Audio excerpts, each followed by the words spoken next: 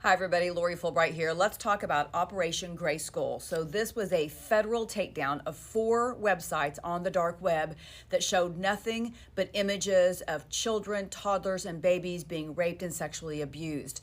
So they say that these were operating on the dark web. 18 people so far who were running these websites have also been convicted, some sentenced to life, some sentenced to 20 years in prison.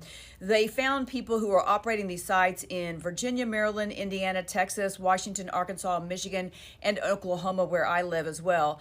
The guy that was running all of them, like the big boss, he has now gotten life in prison after pleading guilty. So what they say was there's these 4 websites on the dark web, but they weren't just a website. These are communities of pedophiles. These are people who can't get enough of seeing these images of child sexual abuse material. So there were 120,000 members. So you become a member by either paying or by moderating some of the sites or sharing your own images. And there were millions of files of these children being sexually abused. Sometimes these sites would have 100,000 visits a day. Let that sink in. That's how many people are out there that want to see, can't get enough of these images of children being sexually abused.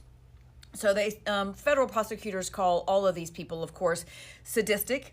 They said they had a predator's handbook that they offered out, which was a step-by-step process on how to groom children so they could be abused in the future. And I'll tell you, covering all these cases here in Oklahoma, it is like they have a script. It is like there is a handbook, because I see the same things that they're saying to all of these victims. I've made other video posts about the things that I see in the affidavits over and over and over in these cases, what they say to these kids, the tactics they use on these kids, all these things we need to be teaching our kids so they can be forewarned. The feds believe that by taking down these 4 websites, they're going to make a huge dent.